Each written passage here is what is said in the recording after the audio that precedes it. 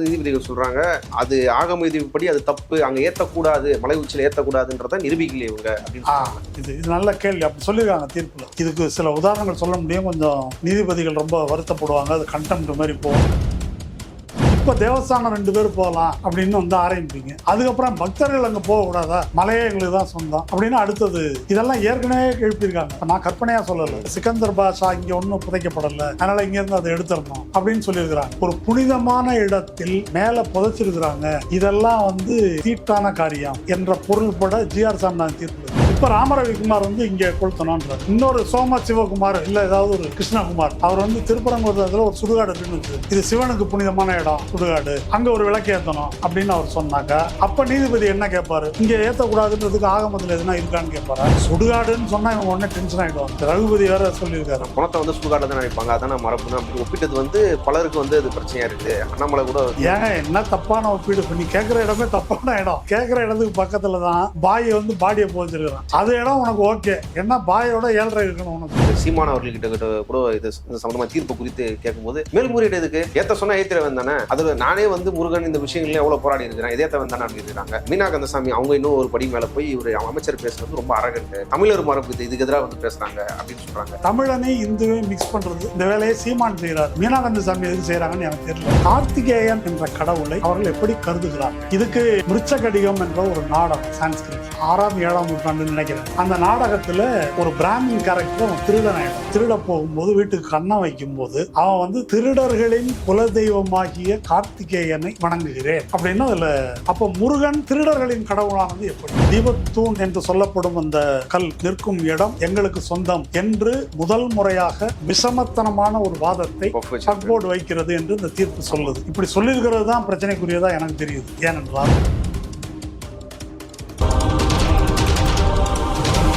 Tribes நேயர்களுக்கு வணக்கம். இன்ற நிகழ்ச்சியில் நம்மோடு பேச இடதுசாரி செயல்பாட்டாளர் தோழர் மருதையன் அவர்கள் இணைந்துள்ளார். வாருங்கள் அவரோடு பேசுவோம். தோழர் வணக்கம்.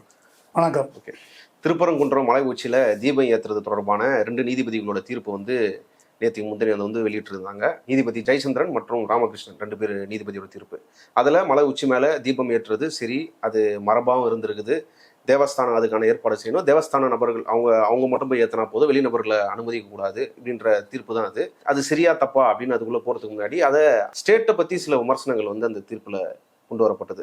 அதுதான் முக்கியமா பார்க்க வேண்டியதான் நான் நினைக்கிறேன். இதை கொண்டு வரதுனால 2 தரப்பினரிடையே பிரச்சனை வந்துடும் அப்படின்னு சொல்லி ஒரு தேவையில்லாத அபத்தமான ஒரு பயத்தை வந்து ஸ்டேட் வந்து வெளிப்படுத்திருச்சு. இதை 2 சம்பந்தப்பட்ட 2 பிரிவினரையே கூப்பிட்டு வச்சு பேச்சுவார்த்தை மூலியமாவே சுகமா முடிச்சிருக்க முடியும். ஆனா அது செய்யலை அப்படின்னு மட்டும் சொல்லாம இன்னும் அடக்கிட்டே போறாங்க. அதை வந்து அந்த 2 சமூகத்தோட பகைமையை வந்து விரும்புறாங்க. வெளியில இருக்கிற நடுநிலைன்னு பேசிட்டு இருக்கிறவங்க, இதை பொறுத்து கொள்ள முடியாதவர்கள், இவங்கெல்லாம் இந்த பகைமையை நீடிக்கணும்னு சொல்லி வேலை பார்க்குறாங்க. இப்படி இதெல்லாம் தான் பெரிய டேமேஜை வந்து ஏற்படுத்தியிருக்கு. இல்லைன்னா முதலே பேச்சுவார்த்தை மூலியமே சுகமா முடிச்சிருக்கலாம்னு சொல்றாங்களே, அது அப்படி நடந்துருக்கக்கூடியதா? இல்லை, நீதிபதிகள் வந்து ஒரு குறிப்பிட்ட வழக்குல எது சரி தப்பு அப்படின்னு தீர்ப்பு வழங்கலாம். இப்போ இந்த அப்பீலில் வந்து அவங்களுக்கு முன்னால் வைத்திருந்த விஷயத்துக்கு அப்பாற்பட்டு போய் இப்போ லா அண்ட் ஆர்டர்ன்ற காரணம் சொன்னது சரியா தப்பா என்பதன் மேலே அவர்கள் தீர்ப்பு சொல்வதற்கு அங்கே உட்காரல. அது மாதிரி ஒரு பெட்டிஷன் அங்கே வரல. அதை பற்றி பேசுவதற்கு நீதிபதிகளுக்கு அவசியமே கிடையாது. அப்படி பேசணும் அப்படின்னு போனாக்கா அந்த லா அண்ட் ஆர்டர் சிச்சுவேஷன் நிலவியதா என்பது பற்றிய தரவுகளை கேட்டு அந்த தரவுகளில் திருப்தி அடையவில்லை என்றால் சட்டம் ஒழுங்கு பிரச்சனை ஏற்படும் என்று நீங்கள் சொல்வதற்கு உரிய தரவுகள் இல்லை அப்படின்னு சொல்ல முடியும். அந்த கட்டத்துக்கே போவோம்னா பேச்சுவார்த்தையிலே முடிச்சிருக்க முடியும்ன்றாங்களே, அது விரும்பல. அரசுக்கு அப்படி ஒரு நோக்கம் இருக்குன்றாங்க.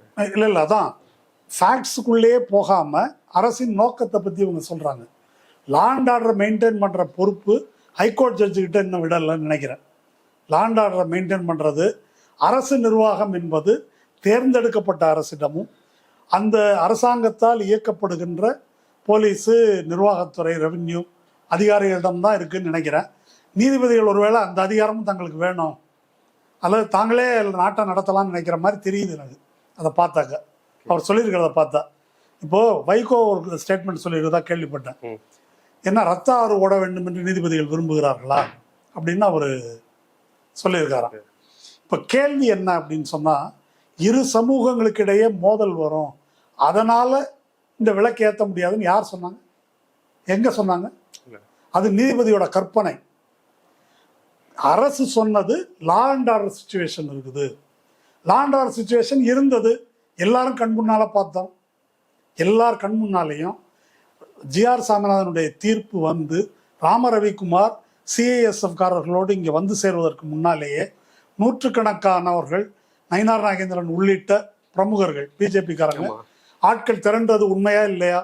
அவங்க தடையரண்களை உடைத்து கொண்டு தாண்டி மலை மேலே ஓடுவது போனாங்களா இல்லையா? சிலர் மலை மேலேயே ஓடினாங்களா இல்லையா? சிலர் போலீஸை தாக்கி மண்டையை உடைச்சாங்களா இல்லையா? இதெல்லாம் பிரச்சனை இல்லைன்னு நீதிபதிகள் நினைக்கிறார்கள். அதனால தான் சொல்கிறேன், நீதிபதிகள் சட்டம் ஒழுங்கை பேணும் அதிகாரத்தையும் கையில் எடுத்துக்கிட்ட மாதிரி எனக்கு தெரியுது. இன்னும் நம்ம முன்னாள் மறைந்த அமைச்சர் அருண்ஜேட்லியுடைய மொழியில் சொன்னால் இது எப்படி இருக்குதுன்னா, the tyranny of the unelected. Okay, NJAC தீர்ப்புக்கு எதிராக தீர்ப்பு கொடுத்த போது அவர் உச்சநீதிமன்றத்தை அப்படி தான் சொன்னார். அதனால் இது ஏன் வார்த்தை இல்லை, அருண்ஜேட்லி நீதிபதிகளை பற்றி சொன்னது. அதனால் இப்போ இவங்க இல்லாத ஒரு குற்றத்தை மாநில அரசு, காவல்துறை சொல்லாத ஒன்றை அவங்க வாயில் போட்டு அதுக்கு மேலே பேசிட்டு போகிறாங்க. ஒன்று இந்து முஸ்லீம் பிரச்சனை வரும்னு அவங்க சொல்லலை, நம்பர் 1. சொல்லாத போது இந்து முஸ்லீமிடையே நல்லிணக்கம் ஏற்படுவதை நீங்கள் விரும்பவில்லை அப்படின்னாக்கா எந்த ஆதாரத்தில் இப்படி ஒரு அவதூறை நீதிபதிகள் தீர்ப்பில் எழுதுகிறார்கள்? அப்போ இதுக்கு என்ன பொருள்? ஜிஆர் சாமிநாதன் தீர்ப்பு கொடுத்த போது அவர் வழக்கறிஞர் விகாஸ் சிங் அந்த வழக்கை வாதாடிய போது இந்த நீதிபதி தேர்தல் நிற்க விரும்புகிறாரான்னு கேட்டிருந்தார். ஆமா, உடனே அதை எங்களை புண்படுத்தி விட்டதுன்னா இப்போ இந்த பெஞ்ச் பேசுறதெல்லாம் எப்படி இருக்குது? விகாஸ் சிங் சொன்னது தப்புன்னு தெரியுது அதுல இருந்து. அப்போ நீதிபதிகள் பேசுவது என்ன? அரசியல் தான் பேசுறாங்க, வேற என்ன பேசுகிறார்கள்? ஓகே, அரசு வந்து எங்கேயும் வந்து இந்த ரெண்டு சமூகத்துக்குள்ள வந்து பிரச்சனை வந்துடும் அரசு சொல்ல, அது லா அண்ட் ஆர்டர் இஷ்யூ தான் சொல்லுச்சு. ஆனா அங்க ஒரு தர்கா இருக்கு, தர்காக பக்கத்துல தான் இவங்க ஏத்தணும்னு சொல்ற இடமும் இருக்குது. அப்போ ரெண்டு சமூகத்துக்கான பிரச்சனையை எடுத்துக்க முடியாது அப்படியே?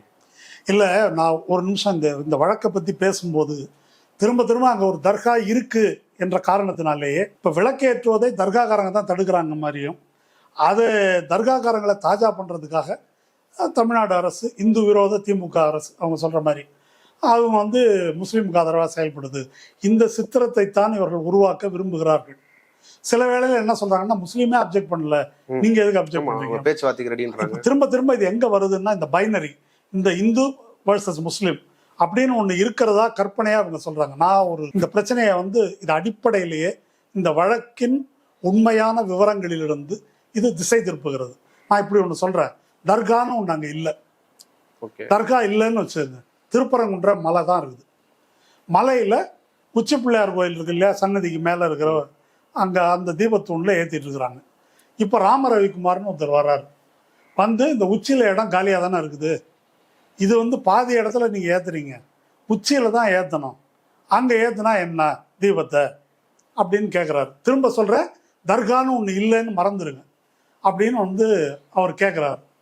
கேட்டாக்கா சரி, அந்த இடம் காலியாக தானே இருக்குது, அங்கே ஏற்றுனா என்ன அப்படின்னு நீதிபதிகள் சொல்கிறாங்க. அப்படி தானே? அப்படி தானே? அப்படி ஏற்ற முடியுமான்றதான் என்னுடைய கேள்வி. இந்த நாட்டில் திருப்பரங்குன்றம் மட்டும் மலை இல்லை, சபரிமலைன்னு ஒரு ஃபேமஸான மலை இருக்குது, கோடிக்கணக்கான பேர் அதுக்கு போகிறாங்க. அந்த சபரிமலையில் மகர தீபம், மகர ஜோதி வந்து ஏற்றப்படுது. இப்போ நான் இந்த திருப்பரங்குன்றம் மாதிரி ராம ரவிக்குமார் மாதிரி யாராவது சோம சிவகுமார்னு ஒருத்தர் ஒரு பெட்டிஷன் போட்டு, மகர ஜோதி அங்கே தான் கொளுத்தணுமா, பக்கத்தில் ஒரு குன்று இருக்கு, அங்கே 2வது ஜோதி ஒன்று கொளுத்துங்க அப்படின்னு கேட்குறாருன்னு வச்சுக்குவோம். கேட்கலாமா கூடாதா? கேட்கலாம். சரி, இப்போ நம்ம திருவண்ணாமலை இருக்குது, திருவண்ணாமலையிலேயும் இந்த தீபம், அண்ணாமலை தீபம், லட்சக்கணக்கான பேர் போகிறாங்க. அங்கே வந்து இன்னொரு இடத்துல, ஒரே இடத்துல கூட்டம் சேருது, பக்கத்தில் இந்த குன்றுல இன்னொரு இடத்துல வந்து தீபம் ஏற்றலாம்ல அப்படின்னு கேட்கலாமா கூடாதா? கேட்கலாம். அப்போ கேட்டால் நீதிமன்றம் என்ன சொல்லணும்? சரி, அவர் கேட்குறாருல, அங்கே ஏற்றுங்க, ஃப்ரீயாக தானே இருக்கு இடம், அங்கே ஒன்று ஏற்றுங்க அப்படின்னு நீதிமன்றம் சொல்லுமா? இதான் என்னுடைய கேள்வி. திரும்ப சொல்கிறேன், தர்காவை மறந்துடுங்க. இப்போ கேள்வி, தேவஸ்தானம் என்ன சொல்லுகிறது என்றால், இதுதான் மரபு. எங்க இந்த உச்சி பிள்ளையார் அந்த கோயிலை சேர்ந்த ஸ்தானிக பட்டர்கள், நான் வாரிசு பட்டர்கள், ராஜா பட்டர்ன்றவரும் பிச்சை குருக்கள் என்பவரும், தமிழ்நாட்டில் இருக்கிற கோயில் எல்லாத்துக்கும் குடமுழுக்கு செய்பவர், ஆகம விற்பனர் என்று கருதப்படுபவர், அறநிலையத்துறை இவங்களை என்கேஜ் பண்ணி தான் எல்லாம் பண்ணுது. 2 பேரும் எழுதி கொடுத்துருக்குறாங்க, இந்த இடம் தான் பாரம்பரியமாக தீபம் ஏற்றும் இடம், வேற இடத்துல ஏற்ற முடியாது அப்படின்னு அவங்க சொல்லியிருக்காங்க. அப்போது இந்த திருப்பரங்குன்றம் ஆகட்டும், சபரிமலை ஆகட்டும், திருவண்ணாமலை ஆகட்டும், எந்த இடமா இருக்கட்டும், தீபம் ஏற்றுவது மட்டும் இல்லை, பல மரபுகள், கோயில் மரபு இருக்குது. இப்போ ஹெச்ஆர்என்சி டிபார்ட்மெண்ட் இருக்கு இல்லையா, அதனுடைய கமிஷனரோ இந்த அரசாங்கமோ சேகர் பாபுவோ யாரோ இந்த வழிபாட்டு விவகாரங்கள் எதுலேயுமே தலையிட முடியாது. இதை நிர்வாகம் செய்வது மட்டும்தான் அவங்களுடைய வேலை. அப்போ வழிபாடு என்பது என்ன மரபு பின்பற்றப்படுகிறதோ அந்த மரபின் அடிப்படையில் செய்யப்படுது. இப்போ அந்த மரபை பின்பற்றுகின்ற வழிபாடுகளை செய்கின்ற அர்ச்சகர்கள் இது மரபு அல்லன்னு சொல்றாங்க. இல்ல அதாவது நீதிபதிகள் சொல்றாங்க அது ஆகம விதிப்படி அது தப்பு, அங்க ஏத்தக்கூடாது, மலை உச்சியில ஏத்தக்கூடாதுன்றத நிரூபிக்கல இவங்க அப்படின்னு சொல்றாங்க. இது நல்ல கேள்வி. அப்படி சொல்லியிருக்காங்க தீர்ப்புல. அதை ஒன்றும் அங்க ஏத்தக்கூடாதுன்னு நிரூபிக்கல. இதுக்கு சில உதாரணங்கள் சொல்ல முடியும். கொஞ்சம் நீதிபதிகள் ரொம்ப வருத்தப்படுவாங்க, அது கண்டெம்ட் மாதிரி போகுன்றதுனால நான் அது மாதிரி சொல்லலை. இந்த வாத முறை இப்போ ராம ரவிக்குமார்னு ஒருத்தர் வழக்கு போடுறாரு. வழக்கு போட்டு இந்த இடத்துல விளக்கு ஏற்றணும் அப்படின்னு சொல்றாரு. அது ஜிஆர் சாமிநாதன் இது தீபத்தூண், நான் நேராக போய் பார்த்துட்டு வந்தேன் அப்படின்னு சொல்றாரு. இப்போ இது தீபத்தூண் என்பது மட்டுமல்ல, மரபாக இங்கே தான் ஏற்றப்பட்டது, சும்மாவா வச்சிருக்கிறாங்க அப்படின்லாம் அவர் சொல்லியிருக்காரு. அப்போ அங்கே மரபாக ஏற்றப்பட்டு வந்தது. அதுக்கப்புறம் வெள்ளைக்காரங்காலத்திலே இப்போ நிறுத்திட்டாங்க. இந்த கதையெல்லாம் சொல்றாங்க. அப்போ இதுக்கெல்லாம் எவிடன்ஸ் ப்ரூஃப் தர வேண்டியது யார்? யார் ஏத்தனான்னு சொன்னாங்க, யார் கேட்குறா, யார் இது கோரிக்கையை முன்வைக்கிறாங்களோ அவங்க தானே கொடுக்கணும். அது உண்டா இல்லையா? அவங்க கொடுத்துருக்காங்களா? இல்லை, இது வரைக்கும் கொடுக்கல. இது முதல் முறையாக வரல. இதற்கு முன்னால நீதிபதி வேணுகோபால் என்பவர்கிட்ட 2014 இந்த வழக்கு வரும்போது வேற ஒருத்தர் வழக்கு போடுறாரு. அவர் பேர் சுப்பிரமணியமா என்னன்னு நினைக்கிறேன், ஒரு இந்து அமைப்பு சேர்ந்தவர் தான், வக்கீல். அவர் என்ன சொல்றாரு, இங்கே ஏத்துறீங்களே இந்த இடம் நீத்தாருக்கு சடங்கு செய்யறதுக்காக மோட்ச தீபம் போடுறது, இது ஆகாது. அதனால விளக்க தூண சொல்லல, அவரு மலை உச்சியில தான் ஏத்தணும் அப்படின்னு அவர் சொல்றாரு. அப்போ வேணுகோபால் என்ன கேட்கிறாருன்னா, நீ சொல்றதுக்கு என்ன எவிடன்ஸ்ன்னு கேட்கிறாரு. இந்த இடத்துல தீபம் போடணும், புண்ணியவான்கள் தீபம் ஏற்றும் இடம் அப்படின்னு அந்த கல்வெட்டுல இருக்குது. பட்டர்கள் சொல்றாங்க எங்க முன்னோர்கள் இங்கே தான் ஏற்றினதா சொல்லியிருக்கிறாங்க, எங்க அப்பா தாத்தாலாம் சொல்லியிருக்கிறாங்க அப்படின்னு அவங்க சொல்றாங்க. இதுக்கு அப்படி ஒரு எவிடன்ஸ் இருக்குது. இந்த இடத்துல ஏற்றப்பட்டது என்பதற்கு என்ன எவிடன்ஸ் இருக்கு அப்படின்னு வேணுகோபால் கேட்கிறாரு. எவிடன்ஸ் இல்லை என்று சொல்லி நிராகரிக்கிறார். அதுக்கு பிறகு பெஞ்ச் அதை அப்போல்டு பண்ணுது. அதற்கு பின்னால் வந்த பெஞ்ச். இப்போ இதுல என்ன விஷயம் அப்படின்னா, இப்போ இந்த இடத்துல ஏற்றக்கூடாதுன்றதுக்கு உன்கிட்ட என்ன எவிடன்ஸ் இருக்கு, ஆகமத்தில் என்ன இருக்கு காட்டுன்னு நீதிபதி கேட்குறாரு. இதெல்லாம் எந்த ஒரு நியாயம்னு எனக்கு தெரியல. ஒரு கோயிலில் என்ன வழிபாட்டு முறை என்ன அப்படின்றத அந்த கோயிலினுடைய அர்ச்சகர்கள் அவங்க சொல்கிறது தான் பின்பற்றணும் அப்படின்னு நீதிமன்றம் பல தீர்ப்புகளில் சொல்லியிருக்குது. அது மத சம்பிரதாயம் பற்றியது அப்படின்னு. இப்போ ராமரவிக்குமார் இங்கே கொளுத்தணுன்றாரு. இன்னொரு சோம சிவகுமார் இல்லை ஏதாவது ஒரு கிருஷ்ணகுமார், அவர் திருப்பரங்குன்றத்தில் ஒரு சுடுகாடு இருக்குன்னு வச்சுக்கோங்க, இது சிவனுக்கு புனிதமான இடம் சுடுகாடு, அங்கே ஒரு விளக்கு ஏற்றணும் அப்படின்னு அவர் சொன்னாக்கா, அப்போ நீதிபதி என்ன கேட்பாரு, இங்கே ஏற்றக்கூடாதுன்றதுக்கு ஆகமத்தில் எதுனா இருக்கான்னு கேட்பாரா? சுடுகாடுன்னு சொன்னால் இவங்க உடனே டென்ஷன் ஆகிடுவாங்க. இந்த ரகுபதி வேற சொல்லியிருக்காரு, அமைச்சர் சொல்லி, ஆமாம் சுடுகாட்டில் தான் இருக்கணும், அது மாதிரி சொன்ன உள்ள இடத்துல தான், அதுக்குன்னு உள்ள இடத்துல தான் அதை செய்யணும். இல்லை அவர் தப்பான ஒப்பீடு இல்லையா? இதுக்கு பணத்தை சுடுகாட்டில் தான் நினைப்பாங்க, அதான மரபுன்னு அப்படின்னு ஒப்பிட்டது பலருக்கு அது பிரச்சனையா இருக்குது. அண்ணாமலை கூட ஏங்க என்ன தப்பான ஒப்பீடு? இப்போ நீ கேட்குற இடமே தப்பான இடம். நீ கேட்குற இடத்துக்கு பக்கத்தில் தான் பாய் பாடியை போச்சிருக்கிறான். அது இடம் உனக்கு ஓகே, ஏன்னா பாயோட 7.5 இருக்கணும் உனக்கு, அதுக்கு சௌரியமா இருக்கு, அதனால இது ஓகே உனக்கு. சுடுகாடுன்னு சொன்னா உனக்கு பிரச்சனை, இடுகாடுன்னா ஓகேயா? என்னடா பேசுறீங்க, இது என்ன நியாயம் இது? அதனால இப்படி கேட்குற இடத்துலலாம் ஏற்ற முடியாது, அப்புறம் அங்கேயே ஏற்றக்கூடாதுன்றதுக்கு நீங்க விளக்கம் சொல்லுங்க அப்படின்னா இது எந்த ஒரு நியாயத்திலையும் வராது. அந்த மாதிரி நீதிமன்றம் பேசுவது ரொம்ப மரியாதையாக சொன்னாக்கா வியப்புக்குரியது அப்படின்னு சொல்லலாம். அதாவது ஒரு வழக்கை விசாரிக்கும் போது 2 அம்சங்கள் இருக்குது. அதில் question of fact, question of law. ஒன்று ஃபேக்ட் பற்றியது, விவரம் இருக்கா அவங்கள்ட்ட, இது தீபத்தூன்னு சொல்றதுக்கு ப்ரூஃப் இல்லை. அதுக்கு அந்த ரவிக்குமார் கொடுத்த ப்ரூஃப் எதுன்னா ஏற்கனவே ஏற்றுற இடத்துக்கான ப்ரூஃப் கொடுத்துருக்காங்க. இதுக்கு ப்ரூஃப் கொடுக்கல. அது கொஸ்டின் ஆஃப் ஃபேக்டில் போயிடுச்சு. கொஸ்டின் ஆஃப் ஃபேக்ட் உள்ளே இன்னொன்று என்ன வருது, மரபு பற்றிய தரவுகள், அது எதனா இருக்கா? அதுவும் இல்லை, முடிஞ்சு போச்சு. கொஸ்டின் ஆஃப் லா அப்படின்னு அடுத்தது இருக்கு. கொஸ்டின் ஆஃப் லா என்பது என்ன? சட்டப்படியானது. சட்டப்படியானது என்ன? 2 அம்சங்கள் இருக்கு கொஸ்டின் ஆஃப் லாவில். ஒன்று ஆர்டிகிள் 25 வழங்குகின்ற உரிமை, மத வழிபாட்டு உரிமை இருக்கு இல்லையா? ஓகே, அதில் வந்து எசென்ஷியல் ரிலிஜியஸ் ப்ராக்டிஸ், இஆர்பின்னு சொல்கிறது. அந்த எசென்ஷியல் ரிலிஜியஸ் ப்ராக்டிஸ் என்பதற்கு இந்த மரபு இருக்குது அப்படின்னு யார் சொல்கிறாங்க, என்ன சொல்கிறாங்க, அதை வச்சு தான் வந்து அதை முடிவு பண்ணுறது. இப்படி ஒரு மரபு இருந்தது அப்படின்னாக்கா அதை வந்து அவங்க சொல்லணும். யாரோ ஒருத்தர், ஒரு பக்தர் போகிறவர் வர்றவர் எல்லாரும் வந்து இதை பண்ணுங்க அதை பண்ணுங்கன்னா அந்த மாதிரிலாம் செய்கிறது சாத்தியம் இல்லை. சட்டம் அதை வந்து அனுமதிக்கவில்லை. சரிதானா? ஓகே. இல்ல, ஆனா இவங்க என்ன சொல்றாங்க, ஒரு பக்தரோட வழிபாட்டு உரிமையை மறுக்கிறது தான் இந்த அப்பீலே, மேல்முறையீடே வந்து இல்லை வழிபாட்டு உரிமை. இப்போ நான் இது வந்து நிறைய கேட்கலாங்க. வழிபாட்டு உரிமை அப்படின்னா வழிபாட்டு முறைகள் இருக்குல்ல, அதை யார் தீர்மானிப்பது? பக்தரா? இல்லை இல்லை. இப்போ நம்ம பேசிட்டு இருக்கிறது வழிபாட்டு முறை பற்றி. ஓகே, இது வழிபடும் உரிமை. வழிபடும் உரிமைன்னா இப்போ தீபம் ஏற்றினாங்க, இல்லை ஆயிரக்கணக்கான பக்தர்கள் வந்து பார்த்துட்டு தான் போனாங்க. அவங்க யாரும் கேட்கல. ரவிக்குமார்னு யாரோ ஒரு ஆள் வர்றாரு, அவர் வந்து எனக்கு இங்கே அதான் நான் அதான் கேட்குறேங்க, இன்னொரு 10 பேர் வந்து 10 இடத்துல ஏற்ற சொன்னா அதுவும் வழிபாட்டு உரிமையில வருமானு நான் கேட்குறேன். ஓகே, இப்போ அந்த பொருள் வழிபாட்டு உரிமை, வழிபடும் உரிமை பொருள் தெரியாம பேசியிருக்கிறாங்களா இல்லை ட்விஸ்ட் பண்ணியிருக்கிறாங்க? ட்விஸ்ட் பண்ணியிருக்கிறாங்க. ஆப்வியஸ் ட்விஸ்ட் பண்ணியிருக்கிறாங்க. இப்போ இந்த மரபு பற்றிய விஷயம் இருக்கு இல்லையா, மரபாவது வெங்காயமாவது நீ தான் ப்ரூவ் பண்ணணும். நீதிபதி பிரமாதமா சொல்லியிருக்காரு, உண்மையிலே பாராட்டுறாரு. அதை வந்து இப்போ அனைத்து சாதி அர்ச்சகருக்கு அப்ளை பண்ணுவோம்.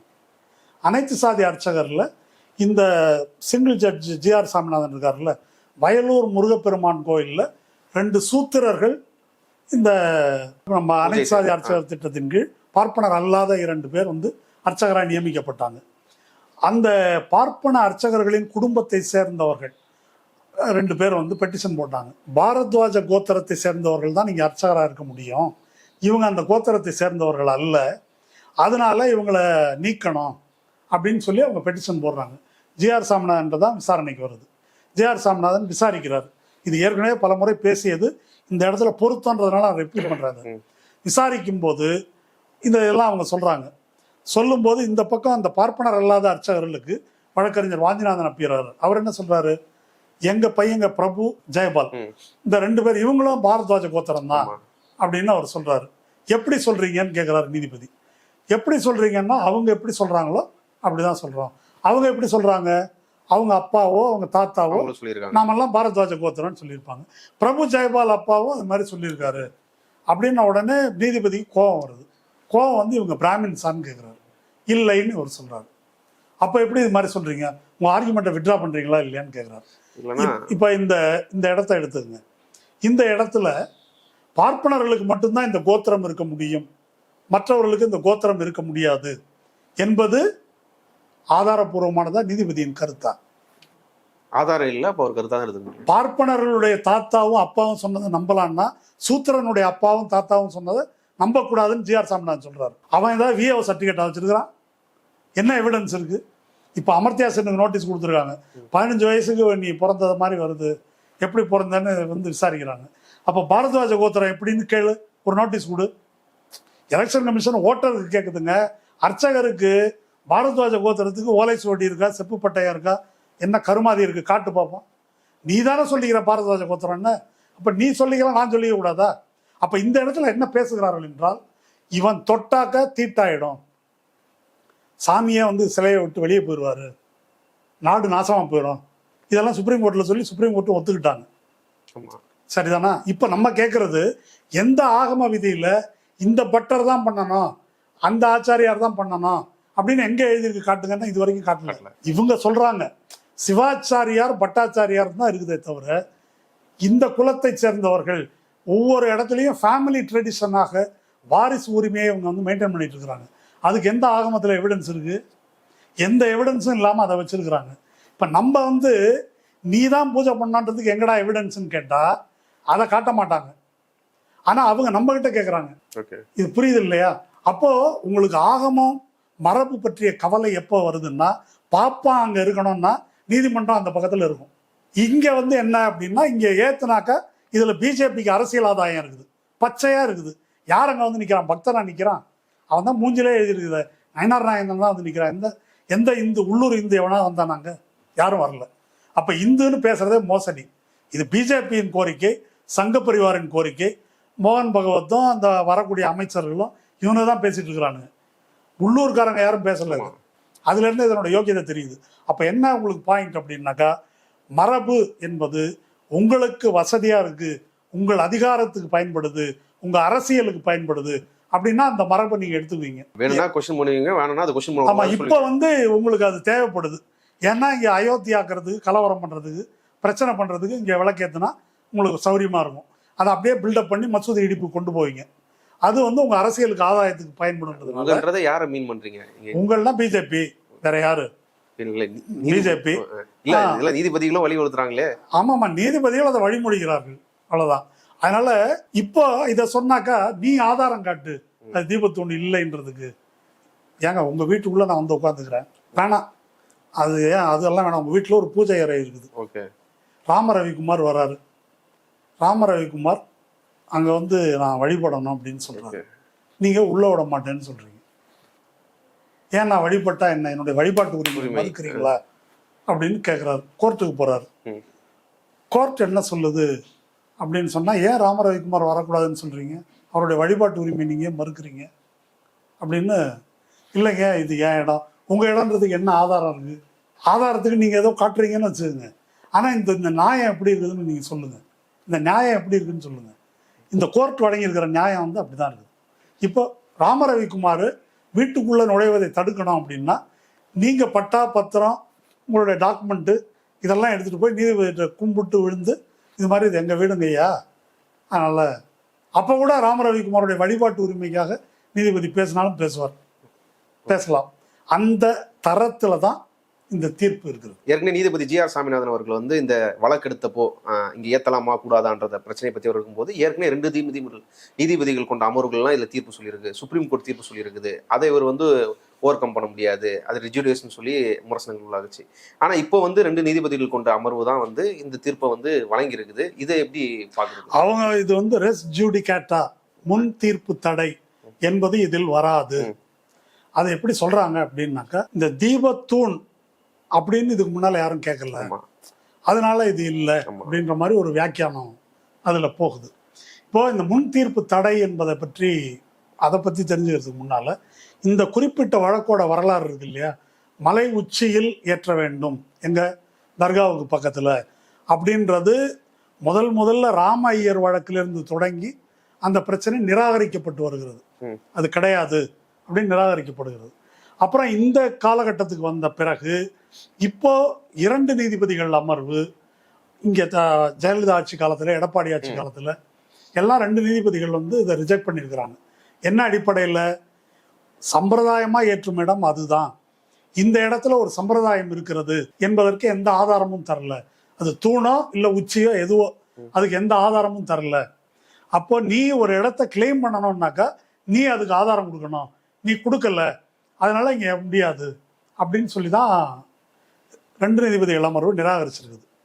இப்போ அதுக்கு பிறகு இந்த ஆடு கோழி வெட்டுற விஷயம் இல்லையா, ஆடு கோழி வெட்டுற விஷயத்துல 2 நீதிபதிகள் இந்த தர்காவில் ஆடு கோழியா இருக்கக்கூடாது அப்படின்னு ஒரு கேஸ் போட்டாங்க. 2 நீதிபதிகள் நிஷாபானு ஸ்ரீமதி 2 முரண்பட்ட தீர்ப்புகள், அறுக்கலாம் அறுக்கக்கூடாது அப்படின்னு கொடுத்தாங்க. 3வது நீதிபதி ஒரு தட்ட போச்சு. அந்த 3வது நீதிபதி என்ன சொன்னார்னா கூடாது அப்படின்னு தீர்ப்பு சொன்னார். அப்போ ஒரு கேள்வி எழுது, இதை நாங்கள் பாரம்பரியமா செஞ்சுட்டு வரோம் அப்படின்னு தர்கால சொல்றாங்க. சொல்லும்போது நீதிமன்றம் என்ன சொல்லுதுன்னா, அப்படி ஒரு பாரம்பரிய உரிமை உங்களுக்கு இருக்கிறது என்றால் நீங்கள் சிவில் நீதிமன்றத்துக்கு சென்று உங்கள் உரிமையை நிரூபிக்கணும் எவிடன்ஸோட அப்படின்னு சொல்லி அனுப்பிடுறாங்க. சிவில் நீதிமன்றம் அப்படின்றது என்ன, ஒரு சிவில் கோர்ட்ல உங்களை சொத்து தகராறுகளை பாத்தியதை சொல்லி நிரூபிப்பீங்கல்ல எவிடன்ஸோட, அது போல நிரூபிக்கணும் அப்படின்னு சொல்லிடுறாங்க. இப்போ அது 3 நீதிபதிகளுடைய தீர்ப்பாயிடுது. இது அந்த இஷ்யூ தான் இது. அதை அப்படியே இங்க பொறுத்துங்க. ராம ரவிக்குமார் இருக்கு இல்லையா, இப்போ அந்த தர்கா முஸ்லீம்களுக்கு பொருந்தக்கூடிய நீதி ராம ரவிக்குமாருக்கு பொருந்துமா பொருந்தாதான்? இப்போ ராம ரவிக்குமாருக்கு என்ன சொல்லணும், நீங்க எவிடன்ஸை கொண்டு காட்டுங்க அப்படின்னு சொல்லணும். அப்போ 2 நீதிபதிகள் உச்சின்னாக்கா அதுக்கு எவிடன்ஸ் காட்ட முடியாது இல்லைன்னாக்கா அப்படின்னு நிராகரிச்சிருக்காங்க. இல்லை மத நல்லிணக்கத்துக்கு குந்தகமா இருக்கும் இதுன்னு சொல்லியும் அதுலேயே தீர்ப்பு கூடுதலாக சொல்லி நிராகரிச்சிருக்காங்க. 3 நீதிபதிகள் இதை சொல்லியிருக்காங்க. இதெல்லாம் தாண்டி இதுல ரெஸ்டியூடிகேட்டா வராது, முன் தீர்ப்பு தடை வராது அப்படின்னு சொல்லி அதுக்கு ஒரு முன்னுதாரணம் சபரிமலை வழக்கு இருக்கு இல்லையா, சபரிமலை வழக்கு 5 நீதிபதிகள் கொண்ட அமர்வு கொடுத்த தீர்ப்பு 4:1 அப்படின்னு. சபரிமலையில் பெண்கள் வழிபட போவது பற்றிய தீர்ப்பு. அந்த தீர்ப்பு வந்த உடனே சங்கிகள் வந்து கலவரம் பண்ணுறாங்க, தீர்ப்பை அமல்படுத்தக்கூடாதுன்னு. இப்போ தீர்ப்பை அமல்படுத்தி நீதிமன்றத்துக்கு கட்டுப்படவில்லையான்றாங்கல்ல, அப்போ கட்டுப்படாமல் பண்ணுறாங்க. உடனே சுப்ரீம் கோர்ட் என்ன செய்யுது அப்படின்னாக்கா 9 நீதிபதிகள் கொண்ட ஒரு அமர்வுக்கு அதை மாற்றுது. ஏன் மாற்றுறாங்க, அதை ரிவ்யூ, ஓகே, ஏன் மாற்றுகிறார்கள் என்பது ரொம்ப முக்கியம். அப்போ என்ன கொஸ்டினை எழுப்புறாங்கன்னா, சபரிமலை கோயிலுக்குள்ள பெண்கள் போகலான்னா அப்போ மசூதிக்கு பெண்கள் போகலாமா, மத வழிபாட்டு இதுக்குள்ள நீங்க தலையிடுறீங்க அப்படின்னு ஒரு கேள்வியை, அது போன்ற வேற சில விஷயங்களையும் சேர்த்து எழுப்புறாங்க. அப்போ இந்த 5 நீதிபதிகள் அமர்வு இருக்காங்க இல்லையா, அது வந்து திரும்ப பரிசீலனைக்கு வருது. திரும்ப பரிசீலனைக்கு வந்து இதில் அவங்க ஒரு சிக்கல் இருக்குது என்னன்னு யோசிக்கிறாங்க. சபரிமலை தீர்ப்பில் அதனுடைய மையமான விஷயம் என்னன்னு கேட்டால், மத பாரம்பரியம் என்ற முறையில் அரசியல் சட்ட விழுமியங்களை மீற முடியாது. மத பாரம்பரியம் சொல்லிட்டு பெண்ணு தீட்டு என்று ஒதுக்குவது தீண்டாமை குற்றம். இது ஈக்குவாலிட்டிக்கு எதிரானது, அவங்களுடைய வழிபாட்டு உரிமைக்கு எதிரானது. இதெல்லாம் அந்த தீர்ப்பில் சொல்லியிருக்குது. இப்போ சபரிமலைக்கு இதை சொல்லிட்டீங்கன்னா இது மசூதிக்கு அப்ளை ஆகும்ல அப்படின்னு வரும்போது, இப்போ இந்த இடத்துல என்ன வருதுன்னாக்கா, ஒரு பக்கம் கான்ஸ்டிடியூஷனல் மொராலிட்டி, அதாவது அரசமைப்பு சட்ட விழுமியங்களின் அடிப்படையிலான ஒழுக்கம், அதான் கான்ஸ்டிடியூஷனல் மொராலிட்டி. இந்த பக்கம் ரிலிஜியஸ் மொராலிட்டி, மத கோட்பாடுகளின் அடிப்படையிலான ஒழுக்கம். அது என்ன சொல்லுது, பெண் போகக்கூடாதுன்னு சொல்லுது, இது பெண் வந்து போகலான்னு சொல்லுது. இது ரெண்டும் முரண்படக்கூடிய விஷயமா இருக்கு. இது சபரிமலை தீர்ப்புக்கும் அப்பாற்பட்ட வேற பல கொஸ்டின்ஸும் இதில் சம்மந்தப்பட்டிருப்பதனால இதை 9 ஜட்ஜ் பெஞ்சுக்கு அனுப்புகிறோம் அப்படின்னு அதுக்கு ஒரு நியாயம் சொல்கிறாங்கன்னு வச்சுக்கோங்க. சரி, ஓகே, அது இதற்கு எப்படி பொருந்தும்? இதில் அந்த மாதிரி பிரச்சனை எதுவும் கிடையாது. அதாவது ஒரு விஷயத்தை ரெஸ்ஜூடிகேட்டாக வராது அப்படின்னா இது வந்து கொஸ்டின் ஆஃப் லா இந்த பிரச்சனை, இல்லை கொஸ்டின் ஆஃப் ஃபேக்ட். இதுவரை தெரியாத ஒரு உண்மை வந்து தெரிய வந்துருச்சு, ஏற்கனவே கொடுத்த தீர்ப்புகளை தாண்டி இதை பேசணும்னா புதுசாக உண்மை ஏதாவது தெரிய வந்திருக்கா? எதுவும் கிடையாது, எந்த உண்மையும் தெரிய வரல. அதனால தெளிவாக ரெஸ்ஜூடிகேட்டாக இதுக்கு பொருந்தும், இது முன் தீர்ப்பு தடை பொருந்தும். அதை மீறி சட்ட விரோதமாக இந்த தீர்ப்பு வழங்கப்படுது. இல்லை, இந்த முன் தீர்ப்பிலே அவங்க ஒரு தீர்ப்பை வந்து கோட் பண்ணுறாங்க. ஒரு கனகராஜ் அவர்கள் கொடுத்த, நீதிபதி கனகராஜ் அவர்கள் கொடுத்த தீர்ப்பை வந்து அங்கே தர்கா பக்கத்தில் இல்லாத ஒரு 15 மீட்டர் தள்ளி இருக்கிற இடத்துல வேற எங்கன்னா தீபம் ஏற்றணும்னு வந்து பக்தர்கள் கேட்டாங்கன்னா அதை வந்து தேவஸ்தானம் வந்து முடிவு பண்ணலாம். அவங்க அதுக்கான அனுமதி கொடுக்குறதோ அவங்க முடிவு பண்ணலாம். அந்த அடிப்படையில் இதை எடுத்துக்கலாம்ல அப்படின்னு அந்த தீர்ப்பு. அன்னைக்கு 94 பாபர் மசூதி இடிப்பை தொடர்ந்து இதே இந்த தென்னாட்டு பாபர் மசூதி ஆக்கணும் என்ற திட்டத்துல தான் இந்து முன்னணி ராமகோபாலன் இவங்கெல்லாம் கிளப்புறாங்க. அப்போ தீபத்தூணே கிடையாது. அப்போ என்ன சொல்றாங்கன்னா, நம்ம சபரிமலை அல்லது திருவண்ணாமலையில் செய்கிற மாதிரி ஒரு மேடை அமைத்து எண்ணெய் கொப்பரை வச்சு பெருசாக தீபம் ஏற்றணும், அதுக்கு வந்து அந்த மேடை அமைக்கிறதுக்கு நாங்கள் பூமி பூஜை போடுறோம் அப்படின்னு சொல்லிட்டு தான் அந்த பிரச்சனையை கிளப்புறாங்க. அப்போது கனகராஜ், ஜஸ்டிஸ் கனகராஜ் அவர் என்ன சொல்கிறாருன்னா, ஒன்று இப்போ வந்திருக்கீங்க, இங்கே மரபு இதுதான், இங்கே தான் வழக்கமான இடத்துல தான் ஏற்றுவோம், இதுக்கு மேலே இந்த புது இடம் கிளைம் பண்ணுறாங்க இல்லையா, இந்த இடத்தை பொறுத்த வரைக்கும் அவர் தெளிவாக என்ன சொல்கிறார் அப்படின்னாக்கா, அது இதுலேருந்து இவ்வளோ தூரம் தள்ளி இருக்கணும். ஒன்று தள்ளி இருந்தால் குடுன்னு சொல்லலை அவர், அது ரொம்ப முக்கியம். இதில் ஏற்றலாமா வேண்டாமா என்பது பற்றி தேவஸ்தானம் முடிவு செய்யலாம் அப்படின்னு சொல்கிறார். இப்போ இதில் 2 பாயிண்ட் இருக்குது. அவர் வந்து 15 மீட்டர் தள்ளி அப்படின்னு சொன்னது இருக்கு இல்லையா, தள்ளி என்று சொன்னது அந்த தர்காவினுடைய பாதுகாப்பு கருதி. இந்த தீர்ப்பில் அவங்க என்ன சொல்றாங்கன்னா, 2 நீதிபதிகள், தர்காவினுடைய பாதுகாப்பு மட்டும்தான் சைன் குவா நான், அதுக்கான அடிப்படை. அந்த பாதுகாப்பு உத்தரவாதம் பண்ணிட்டா ஏத்தலாம் அப்படின்றதுதான் 94 தீர்ப்பு. அது அல்ல, அது அந்த பாதுகாப்பு உத்தரவாதம் செய்யப்பட வேண்டும். அதுக்கு மேல ஏத்தலாமா வேணாமான்றதை தேவஸ்தானம் முடிவு பண்ணணும். ஏற்றுவதாக முடிவு செய்தால் அது இவ்வளவு தள்ளி இருக்கணும். ஓகே, இல்ல இப்ப அப்படி ஒரு பெட்டிஷன் வந்து தேவஸ்தானத்துக்கிட்ட வருதுன்னா அதை தேவஸ்தானம் அதில் முடிவெடுத்தே ஆகணுமா, ஏற்ற விட்டாமா, இல்ல அது நிராகரிக்கவும் செய்யலாமா? தாராளமா நிராகரிக்கலாம். ஆனா இவங்க வந்து அதை அப்படி பண்ணணும், உங்களுக்கு அப்படி செய்யணும் அப்படி சொல்லலையே அந்த தீர்ப்புல. அப்படி சொல்ல முடியாது. ஜஸ்டிஸ் கனகராஜ் அப்படி சொல்லவும் இல்லை. ஏன் சொல்லலை அப்படின்னு சொன்னா, அங்க ஏத்தலாமா கூடாதான்றத மத வழிபாட்டு மரபுகளின் அடிப்படையில தான் முடிவு பண்ணுவாங்க. அது புரியுது இல்லையா? தர்கால இருந்து தள்ளி இருக்கா இல்லையான்றதால மரபின் அடிப்படையில. இப்ப இன்னைக்கு ராஜா பட்டரும் பிச்சை குருக்களும் சொல்ற நிலைப்பாடு என்ன, இதுதான் மரபார்ந்த முறையில் விளக்கேற்றும் இடம். நீங்கள் சொல்கிற இடத்துலலாம் விளக்கேற்ற முடியாது. அதானே அவங்க சொல்கிறது. அதுதான் காரணம். இப்போ தர்காவோடைய பாதுகாப்பு பற்றிய பிரச்சனை எல்லாம் அவங்க சொல்கிறது. ஒரு இப்படி செஞ்சால் ஆகாதுன்னுலாம் சொல்லுவாங்கல்ல, இதுதாங்க வழக்கம், இந்த வழக்கத்தை மீறினாக்க ஆகாது அப்படின்னு சொல்லுவாங்க இல்லையா, அந்த மாதிரி. அதுக்கு அப்போ தேவஸ்தானம் அது வேண்டான்னு சொல்லுது. இது வந்து ஹெச்ஆர்என்சி கமிஷனர் சொல்கிறது சொல்லல, தமிழக அரசு சொல்வதில்லை. இதை சொல்கிறது அவங்க சொல்கிறது. அவங்க சொல்கிற அந்த மரபை அதற்கு பாதுகாப்பு கொடுத்து பின்பற்ற வேண்டியது அரசின் கடமை. இல்லை இப்போ நீங்கள் சொல்கிறது தான் அந்த ஒரு கனகராஜ் அவர்கள் கொடுத்த தீர்ப்போட விளக்கம்னா, அப்போ இது இந்த நீதிபதிகள் ஜெயச்சந்திரன் அவர்களோ ராமகிருஷ்ணன் அவர்களோ தப்பாக இன்டர்பிரேட் பண்ணுறாங்க. தவறாக தான் இன்டர்பிரேட் பண்ணியிருக்காங்க, சந்தேகமே இல்லை அதில். இது அந்த தீர்ப்பு கையிலேயே இருக்குது, எடுத்து படித்து பார்க்கலாம்.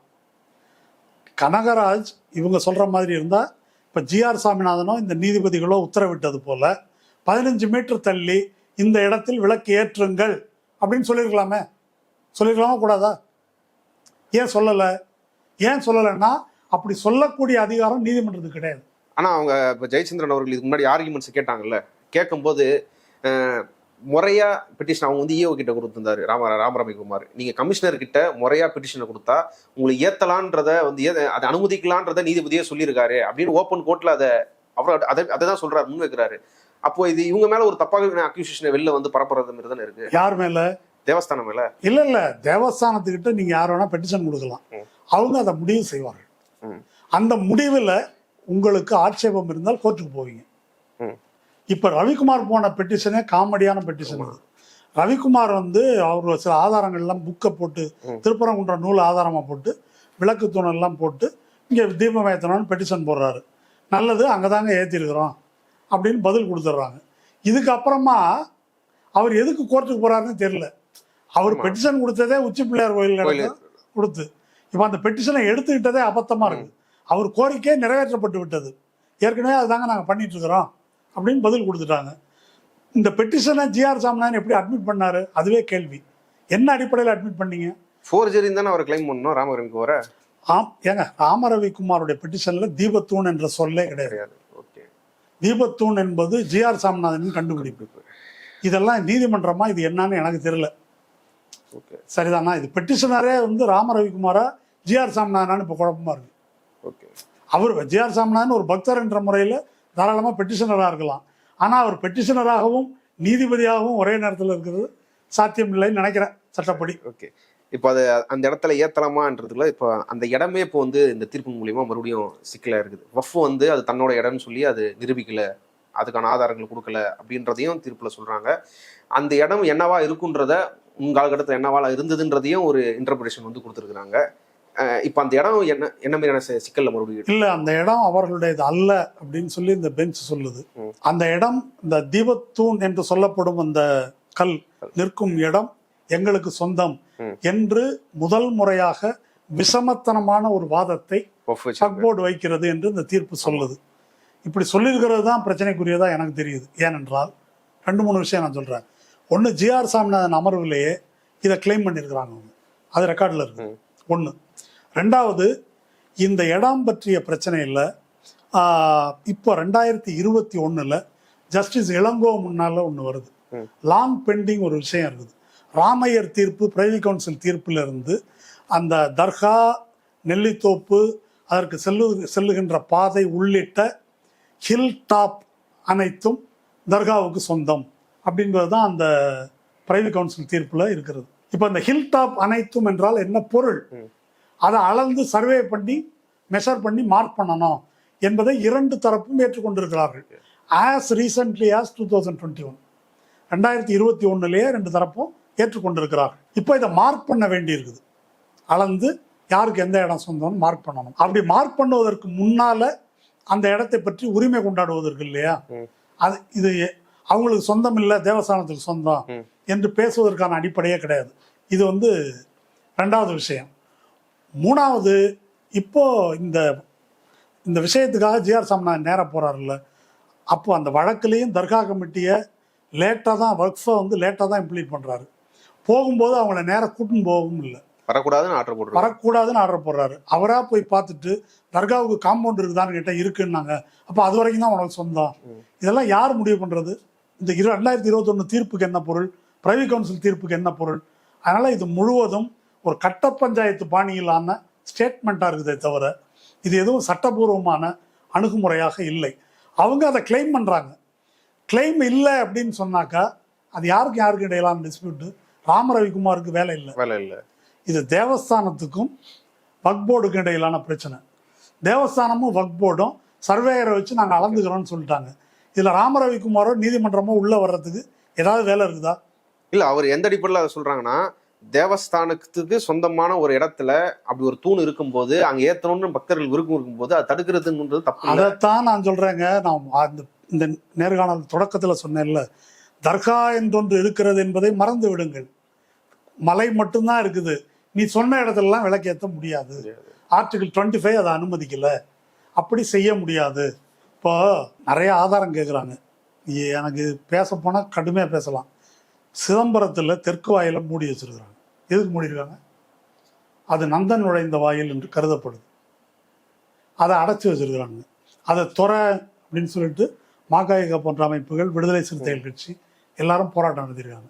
ஏன் மூடி வச்சிருக்கிறீங்க? எந்த ஆகம விதி, என்ன விதியின் அடிப்படையில் அது மூடி வைக்கப்பட்டிருக்கிறது? எவனாவது சொல்லியிருக்கிறானா இது வரைக்கும்? இப்போ அது வழியாக நான் போய் வழிபடணும் அப்படின்னு ஒரு தலித் பெட்டிஷன் போட்டால் அதை இவங்க கன்சிடர் பண்ணுவாங்களா? ஏன்டா எந்த கோயிலையும் இல்லாமல் தெற்கு வாயில் இந்த ஊரில் மட்டும் சிமெண்ட் போட்டு அடைச்சி வச்சிருக்கிறீங்க, இதுக்கு என்ன லாஜிக்கு என்று கேட்பார்களா இவங்க? ராம ரவிக்குமாருக்கு கேட்குற நியாயம் ஒரு தலித்துக்கு கிடைக்குமா என்பது என்னுடைய கேள்வி. அதை விட்டுருங்க, ஸ்ரீரங்கம் கோயிலுக்கு வாங்க, வைணவத்துக்கு முக்கியமான இடம்.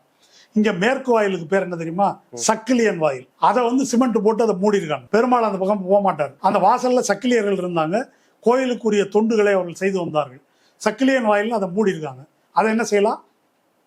நான் என்ன சொல்கிறேன்னாக்கா, தலித் அமைப்புகள், ஆதித்தமிழர் பேரவை போன்ற அமைப்புகள், இடதுசாரிகள் அவங்க ராம ரவிக்குமார் மாதிரி பெட்டிஷன் போட்டு இடித்து அதை திறந்து விடு, நாங்கள் போகணும், எங்களை இழிவுபடுத்துவது இது அப்படின்னு சொல்லி கேட்கணும். நீதிமன்றம் ராம ரவிக்குமாருக்கு வழங்கிய நீதியை வழங்கணும். இல்லைன்னா ஆகம விதியில் காட்டுறா எனக்கு, வைகானச ஆகமத்தில் மேற்கு வாயிலில் சிமெண்ட் வச்சு பூசணும்னு எவன் எழுதியிருக்கான்னு காட்டு எனக்கு அப்படின்னு கேட்கணும். ஆகம விதியில் ப்ரூஃப் காட்டணும், சிதம்பரம் கோயிலுக்கு காட்டட்டும், பார்ப்போம். இந்த இடம் கரெக்டாக யாருக்கு சொந்தம் இல்லை, அது தீபத்தூணா இல்லை, இவ்வளோ காம்ப்ளிகேஷன்ஸ் எதுக்கு? தமிழர் மரபு என்ன? இப்போ குறிப்பாக இந்த தீர்ப்பிலே திருமூலர் சொன்னதெல்லாம் குறிப்பிட்டிருக்கிறாங்க. சிவனுக்கு உகந்தது உச்சியில் தீபம் ஏற்றுறதுன்றதெல்லாம். இப்போ சீமான் அவர்கள்கிட்ட கூட இது சம்மந்தமாக தீர்ப்பு குறித்து கேட்கும்போது, மேல்முறையீடு எதுக்கு? ஏற்ற சொன்னால் ஏற்றிரவன் தானே. அதில் நானே முருகன் இந்த விஷயங்கள்லாம் எவ்வளோ போராடி இருக்கிறேன், எதேற்றவன் தானே அப்படின்னு சொல்லியிருக்கிறாங்க. இவங்க மீனா கந்தசாமி அவங்க இன்னும் ஒரு படி மேலே போய் இவர் அமைச்சர் பேசுறது ரொம்ப அரகன்ட்டு, தமிழர் மரபு இதுக்கு எதிராக பேசுகிறாங்க அப்படின்னு சொல்கிறாங்க. இது ஒரு ஒரு மனநிலையாகவே தமிழர்கள் விரும்புகிற ஒரு விஷயமா இதை பார்க்கணும் அப்படின்னு சொல்லி எல்லாம் கன்வே பண்ண வராங்க. எப்படி இருக்கு? குஜராத்தில் கிர்னார்னு ஒரு இடம் இருக்குது, அங்கே விளக்கேற்றுறாங்க. குஜராத் தமிழர்கள் மரபா இல்லை. திருப்பதிக்கு பக்கத்தில் யோகுல பர்வதம், அங்கே விளக்கேற்றுறாங்க. அது தமிழர் மரபா வடுகர் மரபா? தமிழர் மரபு இல்லை. மாலே மாதேஸ்வரா டெம்பிள் கர்நாடகா, அங்கே விளக்கேற்றுறாங்க. அது கன்னடன் மரபா தமிழன் மரபா? சபரிமலையில் விளக்கேற்றுறாங்க, அது என்ன மரபு? இப்போ இந்த தமிழர் மரபு அப்படின்னு சொல்றது, தமிழ் கடவுள் முருகன் தமிழ் கடவுள் தான், அது இருக்கட்டும். இப்போ இந்த எல்லா இடத்துலையும் ஏற்றுறாங்க. இதை வைத்து கொண்டு நீங்கள் என்ன சொல்ல வருகிறீர்கள்?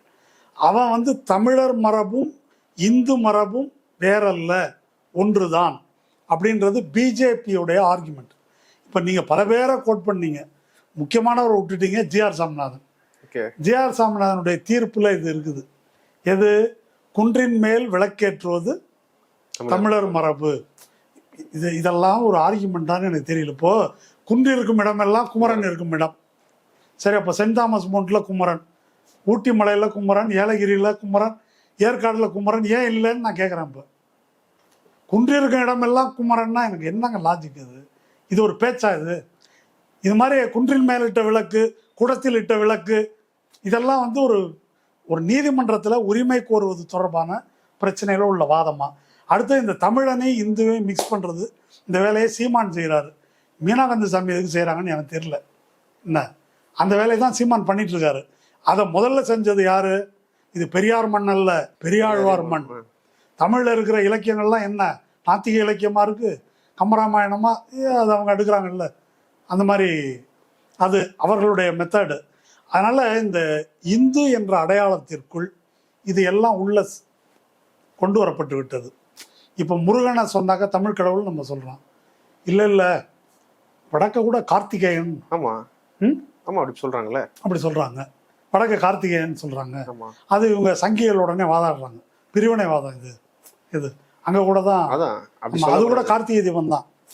என்ன எது இந்த கிர்னாரில் ஏற்றுறதும் கார்த்திகை தீபம் தான். மற்ற இடங்கள்லேயும் அந்த கார்த்திகை தீபம் தான். அப்படி வச்சுங்க. ஆமாம் கார்த்திகேயன் அப்படின்னு சொல்கிறாங்க. சுப்பிரமணியன் சொல்கிறாங்களா இல்லையா? நம்ம பொதுவாக இங்கே நம்ம பேசுபவர்கள் முருகனை சுப்பிரமணியன் ஆக்கி விட்டார்கள், சுப்பிராமணியன் அப்படின்னு மாதிரி பார்ப்பனனுக்கு அடங்கிய பார்ப்பனனுக்கு சேவை செய்கின்ற விதமாகிறது கூட தெய்வாலயம் ஒன்று சேர்த்தாங்க. இதை நம்ம சுப்பிரமணியனுக்கான இது நமக்கு தெரியும். முருகன் சுப்பிரமணியனான கதை பற்றி ஆய்வுகள் இருக்கின்றன. இந்த கார்த்திகேயன் இருக்கு இல்லையா, அதுக்கும் கதையெல்லாம் இருக்கு, புராண கதையெல்லாம். ஆனால் கார்த்திகேயன் என்ற கடவுளை அவர்கள் எப்படி கருதுகிறார்கள்? இதுக்கு மிருச்சகடிகம் என்ற ஒரு நாடகம் சான்ஸ்கிரிட் 6ஆம் 7ஆம் நூற்றாண்டு நினைக்கிறது, சரியான நினைவில். அந்த நாடகத்தில் ஒரு பிராமின் கேரக்டர் அவன் திருடன் ஆயிடுவான். திருடனாகி ஒரு திருட போகும்போது வீட்டுக்கு கண்ணம் வைக்கும்போது அவன் திருடர்களின் குலதெய்வமாகிய கார்த்திகேயனை வணங்குகிறேன் அப்படின்னு அதில். ஓகே, அப்போது நாடகம் எழுதினவர் விஷமத்தனமெல்லாம் ஒன்றும் எழுதலை. அதை எழுதினவன் தமிழ்நாட்டு தீக்காக்காரனும் இல்லை இல்லையா? அங்கே உள்ளவன் என்ன உண்டோ அதை எழுதியிருக்கான். இந்த மாதிரியான குலதெய்வங்கள் இருந்திருக்குது.